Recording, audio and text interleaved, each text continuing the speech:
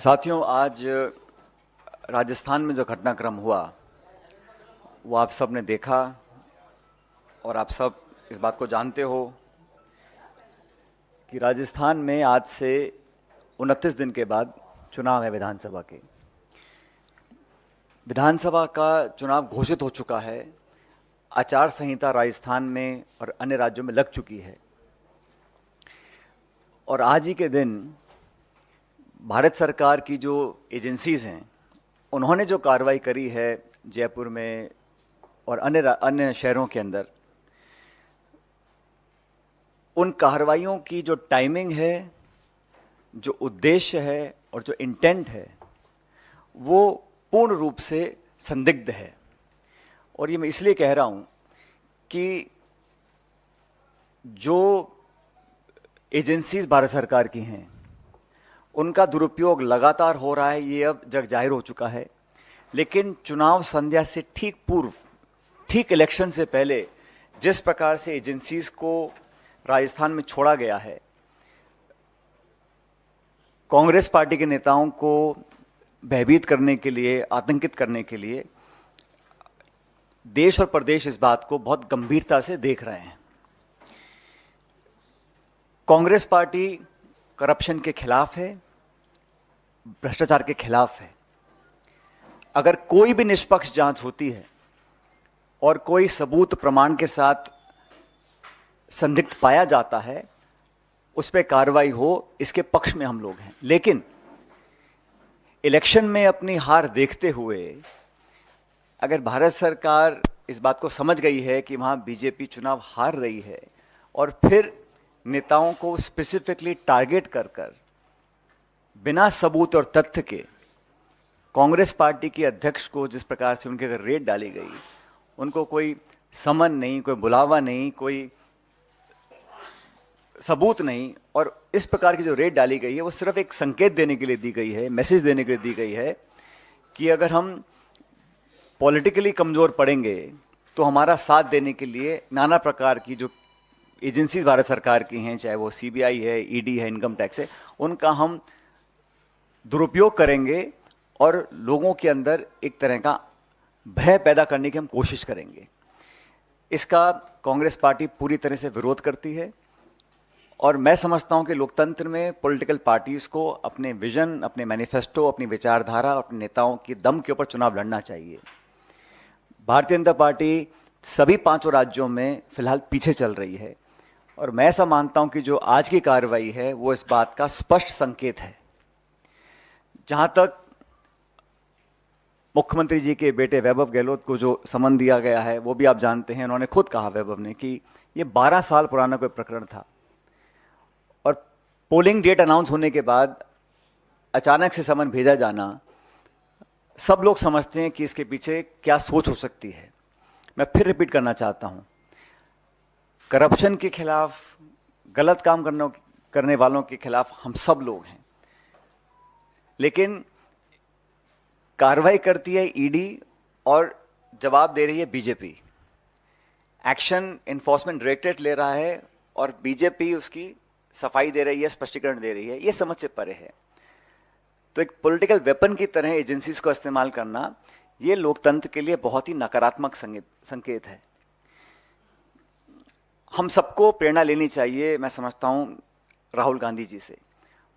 उनके ऊपर भी नाना प्रकार के केस थोपे गए, ईडी ने कई बार उनको बुलाया, हर बार वो पेश हुए, अपनी बात को रखा। इसलिए कांग्रेस के नेताओं, कार्यकर्ताओं को डरने की कोई जरूरत नहीं है। हम लोग ये चुनाव मजबूती से लड़ेंगे और चुनाव जीतेंगे। तो ये जो कोशिश की गई है आज के दिन कि चुनाव से ठीक पहले, जब मॉडल कोड ऑफ कंडक्ट लगा हुआ है, तब आप इस प्रकार की कार्रवाई कर रहे हैं, तो ये बात सब लोग समझ रहे हैं कि कार्रवाई क्यों करनी पड़ रही है। अगर वो चुनाव जीत रहे होते, बहुमत की तरफ बढ़ रहे होते, तो शायद इस प्रकार की कार्रवाई होती। तो जो टाइमिंग है, जो इंटेंट है, जो ऑब्जेक्टिव है, वो संदिग्ध है, सस्पिशियस है। और ये पहली बार नहीं हो रहा है कि इलेक्शन गोइंग स्टेट के अंदर इस प्रकार की कार्रवाई की जा रही है। जो टॉप लीडर्स हैं उनको टारगेट किया जाता है, स्पेसिफिकली टारगेट किया जाता है।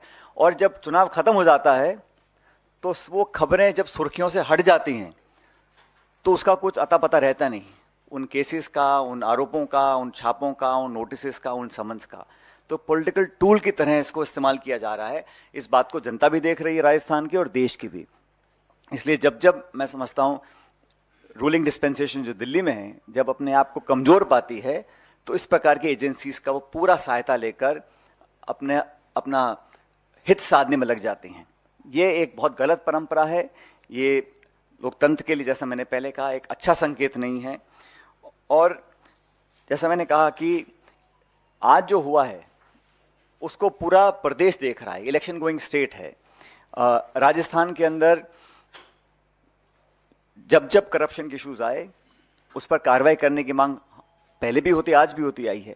लेकिन अब जब चुनाव डिक्लेयर हो गए हैं, अब जब इलेक्शन सिर्फ 3-4 हफ्ते दूर है, अब अचानक आप जागें, पुराने केसेस को आप उठाएं, समन्स भेजें, छापे डालें और एक प्रकार से लोगों को टारगेट कर कर उनका चरित्र हनन करने की जो कोशिश करें। जांच से कोई डरता नहीं, आप कोई भी जांच कराइए, सब जांच फेस करने को तैयार है। जैसे मैंने कहा, राहुल गांधी जी फेस कर रहे हैं, सब लोग फेस कर रहे हैं। लेकिन इलेक्शन की पूर्व संध्या पर इस प्रकार की कार्रवाई होना, इसकी मैं भर्त्सना करता हूं, इसकी मैं निंदा करता हूं कि ये जो किया गया है ये पूर्ण तरह पॉलिटिकली मोटिवेटेड है। आप लोगों के कोई सवाल हैं तो मैं जवाब दे सकता हूं।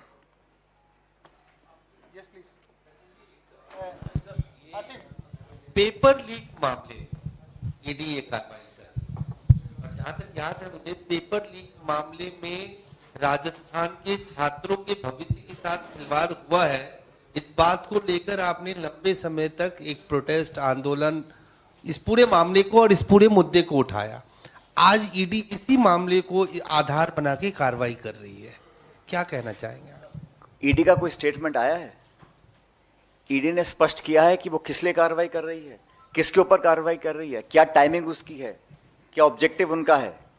ये खबरें फैलाई जाती हैं कि फला मुद्दे को लेकर कार्रवाई करेगी। मुझे तो अभी तक मैंने कोई ऑफिशियल स्टेटमेंट उस एजेंसी का देखा नहीं, पहली बात। दूसरी बात, पेपर लीक के खिलाफ पहले भी मैं था, हम सब लोग थे, आज भी और हमेशा रहेंगे। पेपर लीक अगर होता है तो लाखों नौजवानों के भविष्य पर अंधकार का काला साया आता है, इसको कोई सपोर्ट नहीं कर सकता। लेकिन मुझे खुशी है, जब इस मुद्दे को हमने उठाया था, एआईसीसी ने इसका संज्ञान लिया था और हमारी सरकार ने विधानसभा में एक कानून पारित किया जहां पेपर लीक में अगर कोई पकड़ा जाएगा उस पर उम्र कैद का प्रावधान देश में कहीं नहीं है। हम लोगों ने जब बात को उठाया तो एक लाइफ इम्प्रिजनमेंट का प्रावधान विधानसभा में पारित करवाया है। तो हम गंभीर हैं कि पेपर लीक जैसे इशू पर हम कार्रवाई करवाएंगे। लेकिन अभी तक जो कार्रवाई हुई है ये सिर्फ कांग्रेस अध्यक्ष हो या कोई मुख्यमंत्री हो या कोई बड़ा नेता हो उस पर की जा रही है। ये पेपर लीक से कोई लेना देना मुझे लगता नहीं है। वो तो एक खबर चल रही है। जैसा मैंने कहा, एक्शन ईडी लेता है और जवाब बीजेपी देती है। मुझे तो कोई ऑफिशियल स्टेटमेंट ईडी का अब तक देखा नहीं है मैंने, या उन्होंने कुछ कहा हो, स्पष्टीकरण दिया हो। अब आप किसी के घर छापा डाल दें, विजुअल्स दिखा दें, मीडिया में बातें फैला दें, तो वो तो कहीं ना कहीं मोटिवेटेड है और सब सिंक्रोनाइज्ड है इलेक्शन डेट को देखते हुए।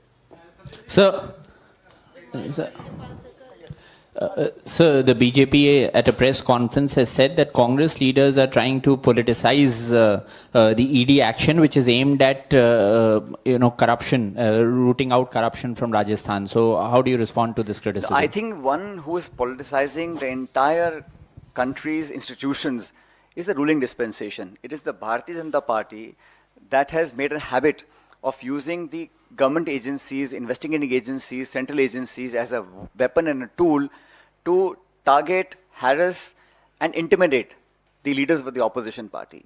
Now when they feel that they can't win elections through the mandate of the people of the state or the area, then they engage these agencies. Now it surprises me that when the election is 29 days away, agencies are now raiding people, giving summons, raking up old cases. Like I said, the Chief Minister's son has also clarified that the case that they're mentioning, some Mauritius company, whatever. So that institution will reply. But 12-year-old case to be brought up at the eve of the elections is a very telling example of how the government of India is operating. And certainly they are fearful of the fact that they may not win mandate again as they hope to. So in all the 5 states, Congress is doing exceedingly well.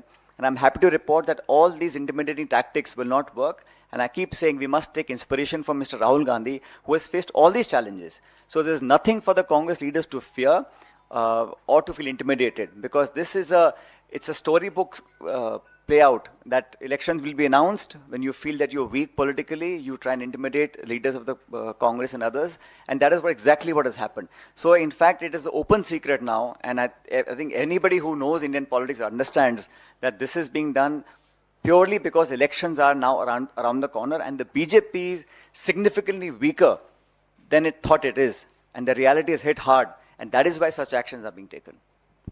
Sir मेरा सवाल ये है कि आज गजेंद्र सिंह शेखावत ने press conference की, उन्होंने कहा कि लगातार गहलोत सरकार और आपकी सरकार जो है वो करप्शन का मामला उठाती आई है। जब आज उन्हीं पे जांच हो रही है तो आपकी सरकार डरी हुई है, आपके मंत्री डरे हुए हैं, इसीलिए आप इस तरह का विरोध कर रहे हैं। तो आपकी क्या प्रतिक्रिया भारत है? सरकार 5 साल से सो रही थी। भारत सरकार को 4 साल 11 महीने तक कभी संज्ञान में नहीं लिया, कभी उनको याद नहीं आई, कभी कार्रवाई की सोची नहीं।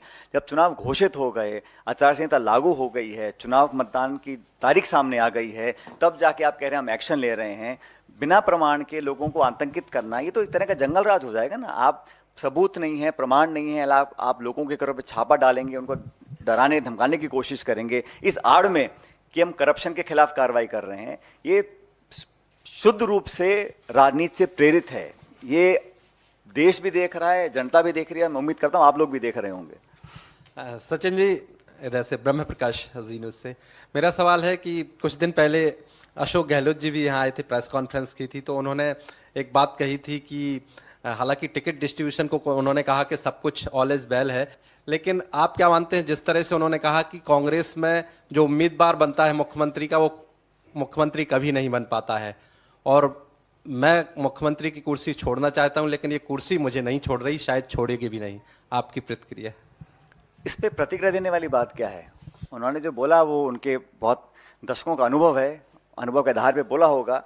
और मैं तो समझता हूं कि हम सबका अभी सामूहिक ध्येय यही है कि हम एकजुटता से चुनाव लड़ें, कांग्रेस पार्टी चुनाव जीते, और जीतने के बाद जो हमारे विधायक जीत कर आएंगे उनकी राय के साथ एआईसीसी की जो लीडरशिप है वो चर्चा करेंगे, और जो भी निर्णय लिया जाएगा वो सबको स्वीकार होगा। और ये बात मैं राजस्थान के नहीं बोल रहा हूँ, ये तमाम प्रदेशों में ऐतिहासिक रूप से कांग्रेस पार्टी की यही परिपाटी रही है कांग्रेस की, और ये कन्वेंशन रहा है कि चुनाव बहुमत प्राप्त करने के पश्चात सभी विधायक बैठते हैं। विधायक दल का नेता चुनने का जो काम है वो एक प्रक्रिया के तहत होता है, और आला कमान और नेता जो हमारे विधानसभा के जीत के आते हैं वो तय करते हैं कि कौन नेतृत्व करेगा। तो उन्होंने जो बोला बिल्कुल ठीक बोला। सर सचिन जी, आप नई बात बता रहे हैं, मतलब कि ऐसा लग रहा था कि मैं इधर हूँ, ऐसा लग रहा था कि कांग्रेस पार्टी ये मान के चल रही है कि अगर सत्ता में आएगी तो अशोक गहलोत ही सीएम बनेंगे। तो ये क्या चेंज ऑफ टैक्टिक है या भविष्य के? और मैं कंप्लीट कर लेती हूँ सवाल। हाँ, और दूसरा कि आप अशोक गहलोत साहब के लिए बैटिंग कर रहे हैं यहाँ पे, तो क्या आज राजस्थान सरकार और गहलोत को पायलट की जरूरत आन पड़ी है? क्योंकि उन्होंने ऑलरेडी प्रेस कॉन्फ्रेंस कर चुके हैं। वो बात किसी एक व्यक्ति की नहीं है, बात मेरी या किसी नेता की नहीं है, बात संस्था की है, बात लोकतंत्र की है, बात इंस्टीट्यूशंस की है। और जिस प्रकार का अब एक नॉर्मल बन गया है, किस प्रकार की कार्रवाई होगी, 2-4 लोग चिल्लाएंगे, चीखेंगे और फिर उसको भूल जाएंगे, ये मैं समझता हूँ लॉन्ग टर्म के लिए, डेमोक्रेसी के लिए, हमारे जो इंस्टीट्यूशंस हैं उसके लिए सही नहीं है। मैं ये एक दल, एक नेता, एक घटनाक्रम के बारे में नहीं बोल रहा हूँ, मैं जनरली बताना चाहता हूँ कि ये परिपाटी अभी पड़ी है पिछले 5-7 सालों में, ऐसे पहले नहीं था। ऐसा नहीं था कि संस्था पहले नहीं थी, ऐसा नहीं था कि पूर्ण बहुमत की सरकार पहले नहीं थी, लेकिन ये कार्रवाई जिस प्रकार हो रही है ये पहली बार हो रही है, और इसका संज्ञान हम सब लोगों को लेना पड़ेगा। जहाँ तक आपने पहला सवाल पूछा, भविष्य के गर्भ में क्या है ये किसी को पता नहीं है, तो हम सब लोग तो अभी वर्तमान में काम कर रहे हैं। हाँ, भूतकाल से, इतिहास से, सब अनुभव से सीखते हैं, समझते हैं, संज्ञान में लेते हैं और वर्तमान में कार्रवाई करते हैं, लेकिन भविष्य में क्या होगा ये किसी को पता नहीं। तो हम सबका भी कलेक्टिव ऑब्जेक्टिव ये है कि हम कांग्रेस पार्टी को जिताकर बहुमत लेकर आएं, उसके पश्चात किसको क्या जिम्मेदारी दी जाएगी इसका निर्णय पार्टी करेगी। सब लोग ये पूछना चाह रहे हैं क्योंकि गहलोत साहब ने कहा कि मैं तो छोड़ना चाह रहा हूं, ये कुर्सी मुझे छोड़ नहीं रही और ना आगे छोड़ेगी। तो सब लोगों का ये जानना कि आपके पास चूंकि जिम्मेदारी, अब आपकी कोई केमिकल इस तरह का इजाद आपने किया कि जो चिपकी हुई कुर्सी उसको आप अलग कर सकें, कोई इस तरह का कोई अनुसंधान आप कर रहे हैं? दूसरी हमारे यहाँ सुनो मेरी बात, दूसरी बात, एक छोटा सवाल, आपने तमाम प्रक्रिया बता दी कि हमारी पार्टी में ये प्रक्रिया है, तो प्रक्रिया के तहत 2 ऑब्जर्वर गए थे, प्रक्रिया के तहत उन्होंने विधायक दल की बैठक बुलाई, तो उस प्रक्रिया का पालन तो वहां हुआ नहीं। तो आप कैसे उम्मीद करते हैं कि आगे प्रक्रिया का पालन ऐसा है जो आप, मैं जानता हूं मुझसे क्या बुलवाना चाह रहे हो, लेकिन जो जिस घटनाक्रम का आपने उल्लेख किया है वो भी एक शोध का विषय है कि वो, लेकिन वो अतीत में है। मैंने कहा जो समय निकल गया वापस आने वाला नहीं है। अब हमें आगे की तरफ देखना है। बड़ी चुनौती देश के सामने है। ये 5 राज्यों में अगर कांग्रेस पार्टी जीतती है तो निश्चित रूप से 2024 में इंडिया अलायंस सरकार बनाएगी भारत में। हमारे लिए ये राज्य जीतना बहुत जरूरी है, पार्टी के लिए और देश के लिए, ताकि इस प्रकार की जो घटना आज हुई है ये भविष्य में ना हो। आप जांच करो, इंक्वायरी करो, आप निष्पक्ष कोई भी एजेंसी जांच करेगी, कोई आपत्ति किसी को नहीं। हम स्वागत करते हैं, अगर तथ्यात्मक प्रमाण किसी के पास हैं तो कार्रवाई करें, मैं तो बल्कि स्वागत करूंगा। लेकिन बिना प्रमाण के सिर्फ इलेक्शन से पहले आप लोगों को छापे मार मार के डराने का काम करेंगे तो मैं उससे इत्तेफाक नहीं रखता हूं, बल्कि कोई भी राइट थिंकिंग पर्सन उससे इत्तेफाक नहीं रख सकता है। तो हमारा अभी उद्देश्य है, क्योंकि चुनाव डिक्लेयर हो गए हैं, हमने काफ़ी 76 या 75 विधायकों के नाम डिक्लेयर किए हैं जो हमारे कैंडिडेट्स होंगे, तो हमारा अब चुनावी मोड में काम चल रहा है। लेकिन बीजेपी कहीं ना कहीं बैकफुट पे है, इसलिए इस प्रकार की कार्रवाई करी है। मैं नहीं समझता हूं कि अगर बीजेपी को लगता है वो चुनाव जीत रहे हैं तो उनको जरूरत पड़ती इस प्रकार की कार्रवाई करवाने की जो आज करी है। सचिन जी, अशोक गहलोत साहब ने जब प्रेस कॉन्फ्रेंस की थी तो उन्होंने कहा था फॉरगेट एंड फॉरगिव कर दिया है, मैंने माफ कर दिया है और भूल गया हूं। तो सचिन पायलट क्योंकि रिसीविंग एंड पे थे काफी जगहों पर, तो क्या सचिन पायलट ने भी फॉरगेट एंड फॉरगिव कर दिया है? वो मेरे लिए बोल रहे थे, खुद के लिए बोल रहे थे, आई डोंट नो, बिकॉज मुझे तो खड़गे साहब ने बड़ा स्पष्ट, में आपके ही सवाल पूछा, मुझे हमारे आदरणीय अध्यक्ष जी खड़गे साहब ने बड़ा स्पष्ट कहा था जब उनसे मिला था 5-6 महीने पहले। उन्होंने कहा था कि हम सबको मिलकर ये चुनाव लड़ना है। ये चुनाव कोई एक व्यक्ति चुनाव जिता दे किसी भी राज्य में, किसी भी देश में, संभव नहीं है। संगठन चुनाव लड़ता है, एक कलेक्टिव लीडरशिप होती है, उसमें एक अच्छा मिश्रण होता है अनुभव का, युवाओं का, प्रतिभा का, और जो लोग एक्सपीरियंस हैं या जो लोग नए आते हैं राजनीति में, उन सबको साथ लेकर की जिम्मेदारी चलने की हम सब लोगों की है। उन्होंने मुझे कहा था कि Sachin, we have to move forward, तो let's forget the past, forget whatever has happened and move forward. तो हमने तो उस लाइन पे आगे चलने का काम किया है और मैं समझता हूँ यही समय की पुकार भी है कि हमें आगे चलना चाहिए। सर, एक तस्वीर अभी याद दिखाई दे गई जिसमें आप पायलट हैं और पीछे गहलोत साहब बैठे हुए हैं। तो आपने कहा पिछली बातें भूल जाते हैं, तो पिछली बार आप मोटरसाइकिल में तो पायलट थे, सरकार के पायलट गहलोत साहब बन गए, तो अगली बार पायलट बनने की कोई तैयारी है? ऐसा है, जिस आप जो फोटो दिखा रहे हैं वो फोटो काफ़ी पुराना हो चुका है। अब नए नए यातायात के साधन आ गए हैं। वो एक मोटरसाइकिल थी, अब इलेक्ट्रिक गाड़ी भी आ गई है, अब हाइब्रिड मॉडल भी आ गया, अब सब तरह के मॉडल हैं। और जैसा मैंने कहा, ये जो चर्चा कुर्सी की होती है ना, कुर्सी से चिपकने की, कुर्सी पाने की, ये चर्चा आज महत्वपूर्ण नहीं है। आज देश एक बहुत नाजुक मोड़ पे खड़ा है और सबको चुनौती है, इसलिए हम सब चुनाव जीतें, बहुमत प्राप्त करें, उसके बाद किसको क्या जिम्मेदारी देनी है इसका पार्टी निर्णय करेगी। और कौन बैठेगा मोटरसाइकिल में, कौन बैठेगा कॉकपिट में, इसका निर्णय पार्टी करेगी।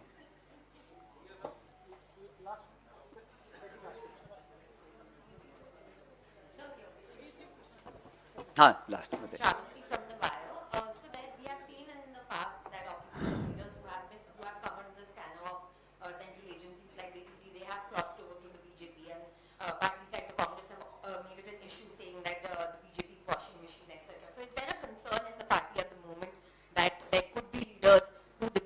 in touch with, and is there a concern about an Operation Lotus in Rajasthan at the moment? You see, now the elections are so close. Any individual who wanted to or has to leave the political party will do or may have already done. I don't think these actions are going to now have a fallout where people will either leave or join parties. Before every election, some individuals leave the party, some join the party. It's a very natural thing that happens almost every state and every election. I don't give it too much credence. Now, these things may happen. We fight the elections based on our performance of the 5 years and what we intend to do for the 5 years. I have yet to see the BJP saying कि हमारा 5 साल का राजस्थान के लिए ये road map है, ये blueprint है, ये हम काम करेंगे। आप आरोप लगाएं, अपने गिरेबान में झांके नहीं, अपने नेताओं की जांच नहीं करवाएं और सिर्फ कांग्रेस को टारगेट करते रहें without any agenda, without, like I said, without a road map for the state of Rajasthan, how will people believe that? और 5 साल में every bi election the BJP has lost. Even today the amount of chaos that is happening, it is not for me to comment on the BJP's internal politics, but the fact of the matter is that there is a huge unrest among its own cadre. That's for them to deal with. I am just stating that we are fighting this election unitedly. We are fighting the election to win, and we are fighting because we worked on the grassroots, and whatever the Congress party manifesto was, we have tried to achieve most of what we announced we will do in the manifesto, and we will release another, like we announced 2 guarantees just yesterday. Priyanka ji was in Jhunjhunu.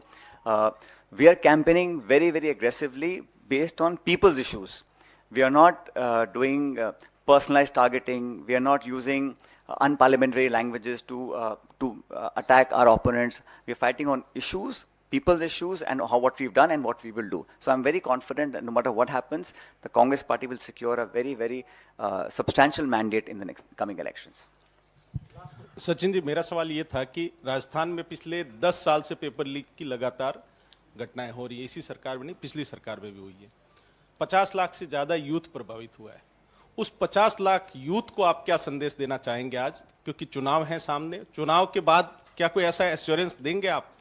देखिए, जैसे मैंने कहा कि paper leak जब भी हुआ है, उसकी पीड़ा सबसे ज़्यादा उस गरीब किसान परिवार के बच्चे बच्चियों को होती है जो साल 2 साल मेहनत करते हैं, जो ट्यूशन लेते हैं, कोचिंग करते हैं, किताब खरीदते हैं, शहरों में जाके हॉस्टल में रहते हैं, मेस का खाना खरीदते हैं और पैसा खर्च करते हैं। अगर आप मेहनत करें और आपकी मेहनत और आप ओवरेज हो जाएं, या 2 साल के बाद आप परीक्षा दे कर आएँ, वो परीक्षा कैंसिल हो जाए क्योंकि पेपर लीक हो चुका है, इससे ज़्यादा पीड़ा कभी किसी को हो नहीं सकती। गरीब परिवार के, मध्यम वर्ग के लोगों को, किसान परिवारों को, तो हम तो हमेशा उनके हितैषी रहे हैं। और मैं तो शुरू से कहता आया हूं कि इस प्रकार की जीरो टॉलरेंस हमको अपनाना पड़ेगा जहां तक पेपर लीक का इश्यूज है। इसलिए पहली बार उम्र कैद का प्रावधान, मतलब पेपर लीक में कोई पकड़ा जाएगा तो उसके खिलाफ उम्र कैद तक की सजा का प्रावधान सरकार ने बनाया है।